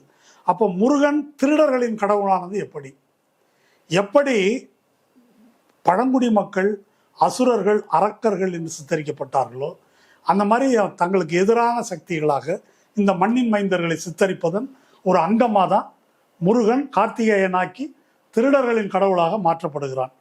இங்கே தமிழ்நாட்டில் இருக்கக்கூடிய பார்ப்பன புரோகிதர்கள், எல்லா பார்ப்பனர்கள் இல்லை, பார்ப்பன புரோகிதர்களுடைய என்ன மொழி அது, குழு அப்படின்னு சொல்லுவாங்க, குழு மொழின்னு சொல்லி. இந்த மாட்டு பேரம் பேசுகிறாங்க இல்லையா, அது மாதிரி அவங்க லாங்குவேஜ். அல்லது நீங்கள் சேட்டு கடைக்கெல்லாம் போனீங்கன்னா அவங்க விலையை பற்றி பேசும்போது டக்குன்னு மொழி மாறிடுவாங்க. அவங்களுக்கு உள்ளே பேசிக்குவாங்க வேற ஒரு லாங்குவேஜ். அந்த மாதிரி பார்ப்பனர்கள் இருந்து சடங்கு செய்யக்கூடிய ஒரு இடத்தில் விவரம் புரியாமல் ஒரு பெரிய மனுஷன், நான் பிராமி, ஒரு அமைச்சர்னே வச்சுங்களேன், ஒருத்தர் நிற்கிறாரு. அவர் நிற்கும் போது இந்த சடங்கை செய்யக்கூடாது. இதை மற்றவர்களுக்கு சொல்லுவதை எப்படி சொல்லுவாங்க? மினிஸ்டர் போகட்டும். ஆமாம், அப்படிதான் சொல்லணும். மினிஸ்டர் போகட்டும்னா ஏன் மினிஸ்டர் போகட்டும்? மினிஸ்டர் மினிஸ்டருக்கு தெரியக்கூடாது, தெரியும், அவனை சொல்றான்னு தெரியக்கூடாது. கார்த்திகேயன் தான் போகட்டும், அப்புறமா செய்யலாம் அப்படின்னு சொல்லுவாங்க. அந்த கார்த்திகேயனுக்கு என்ன பொருள்? அது சூத்திரன்னு பொருள். சூத்திரர்கள் இந்த இடத்தை விட்டு அகலட்டும், அப்புறமா இதை செய்யலாம். அவங்க நிற்கும் போது இந்த சடங்கு. அதுக்கு பொருள் முருக சூத்திர கடவுள்ன்றதா? ஆமா, வேற என்ன பொருள்? இப்ப நான் சொன்னது இல்லை என்று யாரும் சொல்லட்டும். மிருச்சகடிகன் நாவல் அப்படி கிடையாதுன்னு சொல்லு.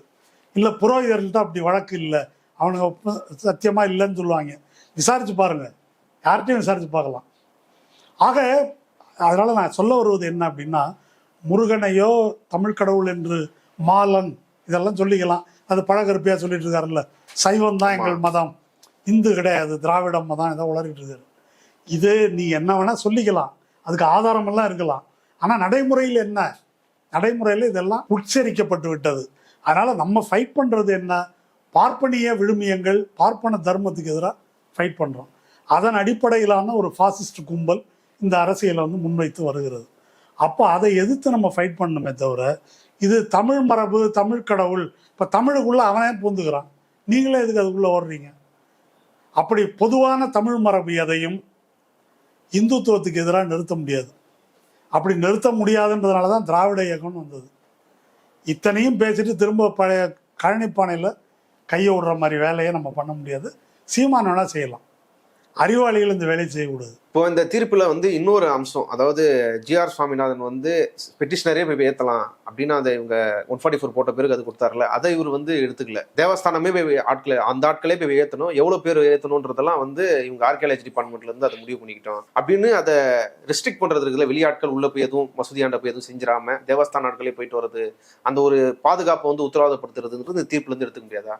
இல்லை, அதுதான் நான் சொல்ல வரேன். அந்த அராபியனும் ஒட்டகமும் கதை மாதிரி தான் இது. அரேபியன் ஒட்டகம் கொஞ்சம் தலையை நுழைக்கிறதுக்கு வச்சுக்கிறேன் அப்படின்னு உள்ள நுழைஞ்சு அரேபியனை கூடாரத்தை விட்டு வெளியேற்றி விட்டது அப்படின்றதான் அந்த கதை. இதுதான் பாபர் மசூதியில் நடந்தது. ராம் சபுத்ரா இங்கே நாங்கள் கும்பிட்டுக்கிறோம். அப்புறம் அதில் பிரச்சனை வந்து ஒரு ஃபென்ஸ் போட்டு முஸ்லீம் அப்படி போ, நீங்கள் எப்படி வாங்க.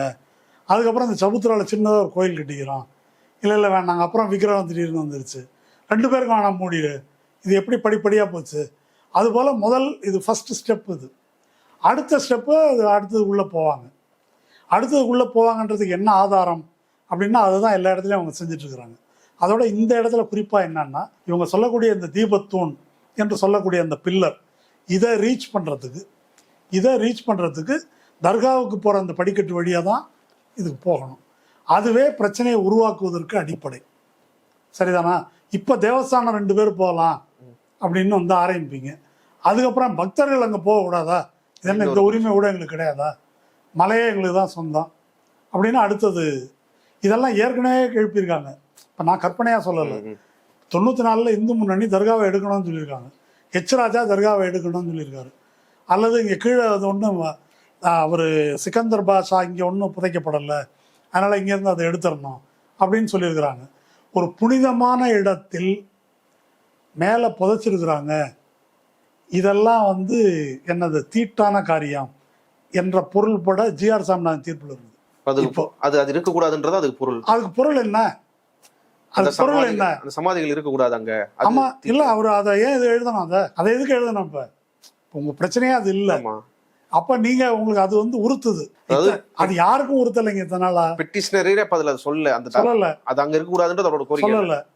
ஆனா அவர் ஜட்ஜ்மெண்ட்ல வருது. அது ஜட்ஜ்மெண்ட்ல வருது இல்லையா? டெசக்ரேஷன் வருது.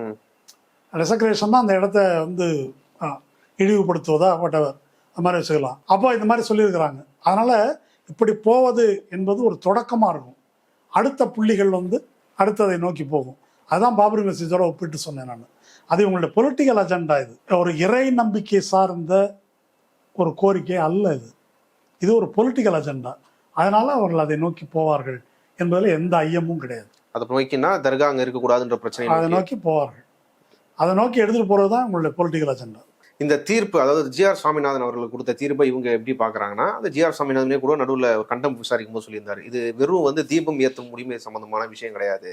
இந்த தீர்ப்பின் மூலயமா வந்து சன்னிதானத்தோட அந்த மலையில் அவங்களோட உரிமையை வந்து மீட்டெடுக்கிறது இல்லை உறுதிப்படுத்துறது அப்படின்றது அதை நோக்கி போகும் அப்படின்ற மாதிரி சொல்கிறாங்க. அது என்ன சொல்ல வராங்க? அதாவது சொத்துரிமையை நிலைநாட்டிக் கொள்வதற்காகவாவது அவர் ஜிஆர் சாமிநாதன் தீர்ப்பில் இது ரொம்ப முக்கியமாக ஒன்று இருக்குது. இது மரபு என்று நிரூபிக்க இடமில்லை என்றாலும், சரியா, இந்த ரைடர் வந்து முக்கியம். மரபு என்று நிரூபிக்க இடமில்லை என்றாலும் அந்த இடத்தின் மீது தேவஸ்தானத்துக்கு உள்ள சொத்து உரிமையை நிலைநாட்டுவதற்காகவாவது விளக்கேற்றப்பட வேண்டும். இது பர்சனல் இன்ட்ரெஸ்ட் தானே, பெட்டிஷன் இல்ல. எந்த பெட்டிஷனர்? தேவஸ்தானம் தான் கேட்கணும். தேவஸ்தானம் தர்கா எங்கள் இடத்த ஆக்கிரமிச்சிட்டாங்க, அந்த இடத்த வந்து நாங்கள் கஸ்டடி எடுக்கணும் அப்படின்னு தேவஸ்தானம் சொன்னாக்கா அதில் அர்த்தம் இருக்குது. அப்படி யாருமே கேட்கல. ராம ரவிக்குமாருக்கு அதுக்கும் சம்மந்தம் இல்லை, உனக்கு அதுக்கு வேலையே கிடையாது. அப்போ நீதிபதி எக்ஸ்ட்ராவாக போய் அதை செய்கிறாரு. தீர்ப்பில் எப்படி குறிப்பிடுறாருன்னா, I would extend this principle, this right would include not only what is but also what ought to be. என்ன உரிமை இருக்கிறது என்பது மட்டுமல்ல, இருக்க வேண்டும் என்பது வரைக்கும் நான் போவேன்றாரு. இதெல்லாம் எந்த சட்டத்தில் வருது? என்ன உரிமை இருக்க வேண்டும் அப்படின்னா நான் என்ன புரிஞ்சுக்கிறேன் அப்படின்னு சொன்னால், இந்துக்களுக்கு இந்த மண்ணில் உரிமை இல்லை, நமக்கு இந்த உரிமையெல்லாம் இருக்க வேண்டும் அப்படின்னு தானே அவங்க பேசுகிறாங்க. இந்துக்கள் வந்து ஏதோ ஒரு பாதிக்கப்பட்ட உயிரினமாக இருக்கிறோம் இங்கே, அல்லது சிறுபான்மையோருடைய ஆதிக்கத்துக்கு உட்பட்டு இந்து வாழ்வியல் முறைக்கு இங்கே பெரிய ஆபத்து இருக்கு, அதை மீட்டெடுக்கணும். ஆமாம், அதனால என்ன உரிமை இருக்கிறது என்பதல்ல, என்ன இருக்க வேண்டும். இருக்கிறது தான் இல்லை. இப்போ நமக்கு ஒரு இந்துவுக்கு இங்கே விளக்கேற்ற உரிமை இல்லையான்னு கேட்குறாருல்ல ரவிக்குமார். என்ன இருக்கிறது என்பது மட்டும் இல்லை, என்ன இருக்க வேண்டும் அப்படின்னா, பாபர் மசூதி இடித்து ராமர் கோயில் கட்டுறது, அந்த வெப்சைட்டில் சொல்லியிருக்கிறது மாதிரி தமிழ்நாட்டில் 175 இடத்துல கோயிலை இடித்து, மசூதியை இடித்து கோயில் கட்டுவது. இந்த இடத்துலையும் கூட மசூதிக்கு முன்னால் கோயில் இருந்தது அப்படின்றது தான் அந்த reclaim temples, rebuild Hindu Bharat Varsha என்று சொல்லக்கூடிய அந்த வெப்சைட் வந்து அதுதான் சொல்லுது. அப்போ வாட் ஆட் டு பின்றது, ஆட் டு பின்றது இந்து ராஷ்டிரா அல்லது இந்து ராஷ்டிரத்தை முன்வைக்கக்கூடியவர்கள் வைக்கக்கூடிய அரசியல் இல்லையா? அது மோகன் பகவத் சொன்னார்ல, தீர்ப்பு இந்துக்களுக்கு சாதகமாக தான் வரும். அது பாருங்க, அந்த எனக்கு நீதிமன்றம் நம்பிக்கை இருக்கு, அதனால நாங்க சும்மா இருக்கிறோம், அப்படி வரலன்னா சிக்கல்ன்றது தான் அவர் சொல்ல வந்தது. இந்துக்களுக்கு ஆதரவாகத்தான் வரும். மீண்டும் நம்ம இந்த நேர்காணல் தொடங்கிய இடத்துக்கு வரேன். இந்த வழக்கு திருப்பரங்குன்றம் கோயில் தேவஸ்தானம் வர்சஸ் ராம ரவிக்குமார். இதில் யார் முஸ்லீம்? 2 பேருமே இல்லை. இப்போ இந்துக்களுக்கு ஆதரவாக வரும்னாக்கா ராம ரவிக்குமார் இந்து, திருப்பரங்குன்றம் தேவஸ்தானம் ராஜா பட்டர், பிச்சை குருக்கள் முதலான அனைவரும் முஸ்லீம்னு எடுத்துக்கலாமா? இப்போ பொருள் அவங்கெல்லாம் இந்து இல்லை, ஓகே, இவர் தான் உண்மையான இந்து. இப்போ பொருள் என்ன என்றால், ஆர்எஸ்எஸ் என்ன சொல்கிறதோ அதை ஏற்றுக்கொள்பவர்கள் தான் இந்து. அதை நிராகரிப்பவர்கள் எல்லாம் கம்யூனிஸ்ட்னு வச்சுக்கலாம், முஸ்லீம்னு வச்சுக்கலாம், திராவிட இயக்க நாஸ்திகர்கள், இந்து விரோதிகள் என்று வைத்துக்கொள்ளலாம், என்ன வேணால் வச்சுக்கலாம். ஆனால் இந்து யார் அப்படின்றதுக்கு சர்டிஃபிகேட்டு, விஓ சர்டிஃபிகேட் யார் கொடுக்குறாங்கன்னா மோகன் பகவத்தும் ஆர்எஸ்எஸும் இவர்கள் கொடுப்பார்கள். அதனால் வாட் ஈஸ் என்பதல்ல, வாட் ஆட் டு பி என்று ஆர்எஸ்எஸ் என்ன கருதுகிறதோ அதை நோக்கி பேசுவது என்பது அரசமைப்பு சட்டம், அதன்பால் வழங்கப்படும் நீதி அல்ல. நீதிமன்றம் அரசமைப்பு சட்டத்தையும் அந்த விழுமியங்களையும் காப்பாற்றுவதற்காக இருக்கிறது. இந்த தீர்ப்பு அதற்கு எதிராக இருக்கிறது. இல்லை, இப்போ இந்த மாரியான அப்சர்வேஷன் கொண்டு வரது இருக்குது இல்லை, இன்ட்ரெஸ்ட் காட்டுறது இருக்குது இல்லை, அந்த கோயிலோட சொத்துரிமையை பாதுகாக்கணும்னு நீதிபதிகளே பெட்டிஷன்ல இல்லாததை, கேஸுக்கு முகாந்திரம் இல்லாததை பேசுறது இல்லை. இது வெளியில குன்றை காப்போம், குன்றை மீட்போம், குமரனை காப்போம் சொல்லி இந்து முன்னணி நடத்துகிற அஜெண்டாவுக்கும் சமீபத்தில் இந்து முனிக்காரங்களாம் பேசியிருக்காங்க. நாங்கள் ஆர்டிஐ போயிட்டு பார்த்தோம், அந்த தர்கா கீழே சமாதி இருக்குதா இல்லையான்னு கேட்டோம், இல்லைன்ட்டாங்க. சமாதி வேற இடத்துல இருக்குதுன்ட்டாங்க. அப்போ அங்கே தர்கா இருக்க வேண்டிய அவசியமே கிடையாது. ராஜா சொன்னார், அதை அயோத்தி ஆக்கணும், தர்கா இடிக்கணுன்ற அளவுக்கு இவங்க பேசியிருக்கிறாங்க. அப்போ இதெல்லாம் கோர்ட்டு மூலமே செஞ்சிடலாம், இது செய்யறது கோர்ட்டே சொல்லிச்சு, இது செய்யறது ரொம்ப தப்பு இல்லைன்ற ஒரு மனப்பான்மையை உருவாக்கிறாங்க. ஆமாம், அதாவது எல்லாமே நீங்கள் பாபர் மசூதி வழக்கை ஒரு முறை பார்த்தால், இதை பற்றி ஏற்கனவே பேசியிருக்கிறேன். அது 1853 தொடங்கி இப்போ கடைசியாக கோயில் கட்டப்பட்டிருக்கிற வரைக்கும் ஆன வரலாறு. அதை ஒரு ஒன்லைனில் சொல்லணும்னா, ஒரு இல்லீகலை அவங்க செய்வாங்க, இது ரொம்ப முக்கியம். இல்லீகலை அவங்க செய்வாங்க, அப்புறமா அதை லீகல் அப்படின்னு அதை ஒன்றும் பண்ணாதீங்க, ஸ்டேட்டஸ்கோ. அடுத்தது இன்னொன்று பண்ணுவாங்க, அதை ஒன்றும் பண்ணாதீங்க, ஸ்டேட்டஸ்கோ அப்படின்னு பல கட்டங்களை இது கடந்து வந்திருக்கிறது. முதல்ல ராம் சபுத்ரா, அதுக்கு பிறகு திடீரென ராமன் விக்கிரகம், அப்புறம் விக்கிரகம் மசூதி ரெண்டும் பூட்டப்படுவது, அப்புறம் மசூதியில் தொழுகை கிடையாது, விக்கிரகத்துக்கு மட்டும் வழிபாடு நடக்கும். அதுக்கு பிறகு இந்த பூமி பூஜை நடத்தி நாங்கள் அங்கே அடிக்கல் நாட்டுகிறோம் என்ற பெயரில் அவங்க இடத்துல போய் ஆக்கிரமிப்பு செய்து அடிக்கல் நாட்டும் பூஜை. அதுக்கு அடுத்தது 92 டிசம்பர் 6 மசூதி இடிப்பு. மசூதி இடித்த பிறகு மசூதியே கிடையாது, ராமனுக்கு மட்டும் வழிபாடு. அது முடிஞ்ச பிறகு தீர்ப்பு எப்படி வருது? அலகாபாத் உயர்நீதிமன்றத்தில் ரொம்ப அருமையான ஒரு வரி இருக்குது. உச்சநீதிமன்ற தீர்ப்பு கடைசியாக ஃபைனல். அலகாபாத் உயர்நீதிமன்றத்தில் அங்கே சிலை இருக்குதோ இல்லையோ, அந்த இடம் ராமன் பிறந்த இடம் என்று மக்கள் நம்பினால் அது ராமன் பிறந்த இடம்தான். இதுக்கு மேலே எவிடன்ஸ் தேவையில்லை. இது தீபத்தூண் என்று ராம ரவிக்குமார் கூறினால் அது தீபத்தூண் தான். உண்டென்றால் அது உண்டு, இல்லை என்றால் அது இல்லை அப்படின்ற மாதிரி அவள் சொல்கிறது தான் அப்படின்ற மாதிரி அலகாபாத் உயர்நீதிமன்றம். அப்புறமா உச்சநீதிமன்றம் அது ஒரு சுவாரஸ்யமான தீர்ப்பு ஒன்று கொடுத்தது. நீங்கள் தொழுகை நடத்துனதுக்கு நிரூபிக்கணும்னு முஸ்லீம்களை கேட்குது, இந்துக்களை அந்த கேள்வியை கேட்காம ஒரு தீர்ப்பு வழங்குது. இப்போது ஒவ்வொரு இல்லீகலும் அதன் பின்னால் லீகலாக்கப்பட்டது பாபர் மசூதியின் வரலாறு. ஆனால் திருப்பரங்குன்றம் வரலாறு எப்படி இருக்குன்னா, அப்படி ஒரு இல்லீகலை நிகழ்த்துவதற்கு தமிழ்நாட்டில் முடியல. தமிழ்நாட்டு மக்கள் அதை ஆதரிக்கல, திமுக அரசுன்றதல்ல. திருப்பரங்குன்றம் மக்களோ யாருமோ இந்த அத்துமீறலை ஆதரிப்பதற்கு தயாராக இல்லை. அதனால் அந்த இல்லீகலை செய்வதும் அந்த முயற்சி இருக்கு இல்லையா, அதை நீதிமன்றமே தன் கையில் எடுத்துக்கொண்டிருக்கிறது. இப்போ நீதிமன்றத்தின் வழியாக இந்த இல்லீகாலிட்டி என்பது அமல்படுத்தப்படுகிறது என்பது இந்த தீர்ப்பின் மீதான என்னுடைய விமர்சனம் அல்லது குற்றச்சாட்டு. இவ்வளவு நேரம் இந்த தீர்ப்பு குறித்து விரிவாக உங்கள் கருத்துக்களை பகிர்ந்து கொண்டதுக்கு நன்றி.